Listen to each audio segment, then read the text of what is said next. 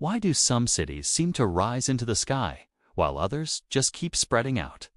It's a simple question with a fascinating answer, one that explains how our cities shape our very future. It's the ultimate urban showdown. Growing up versus growing out. The story really begins in the late 19th century. This wasn't just about showing off. It was pure economics. Suddenly, groundbreaking technologies like steel frames and the safety elevator made it possible, and more importantly, cheaper, to build higher than ever before. Think about it. Before the elevator, who wanted to climb 10 flights of stairs? Nobody. But with these innovations, cities like New York and Chicago didn't just build tall for fun. They did it because it made financial sense. They could stack more offices, more apartments, and more people onto a single, valuable plot of land. This was the birth of the skyscraper and the beginning of the vertical city. As cities boomed, the land at their core, the central business district, became incredibly expensive. So, developers faced a choice. When central land becomes astronomically expensive, building upward is often a smarter investment than buying up more and more land on the outskirts. You get more bang for your buck by adding another floor than by paving over another field. This creates that iconic, dense skyline we associate with major global hubs. But what happens in places with loose zoning laws, cheap land, and a culture built around the automobile? Well, cities just sprawl. It's easier and cheaper to build single-family homes and strip malls further and further out. This outward expansion creates a completely different kind of city.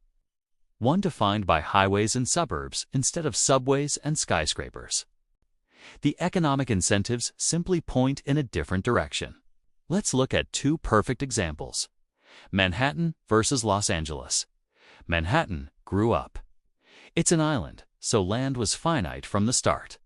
High demand and limited space forced it to build vertically, creating the most famous skyline in the world, all served by a dense subway system. Los Angeles, on the other hand, grew out. With vast expanses of land available and a post-war love affair with the car, it expanded horizontally for decades.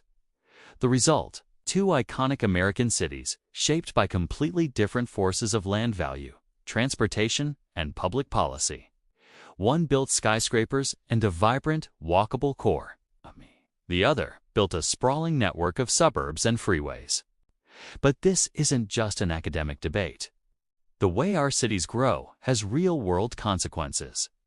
Sprawl is linked to higher carbon emissions from longer car commutes, increased infrastructure costs, and even greater risks from natural disasters like wildfires, which can tear through low-density suburban areas. Vertical, dense cities, on the other hand, can be more energy efficient, promote public transit, and preserve natural landscapes. As we face a changing climate and a growing global population, the choice between growing up and growing out is more critical than ever. So next time you look at your city, ask yourself, is it reaching for the sky or stretching for the horizon? Because how your city grows matters more than you think. If you enjoyed this look into the forces that shape our world, make sure to subscribe for more mind-blowing geography stories. Thanks for watching.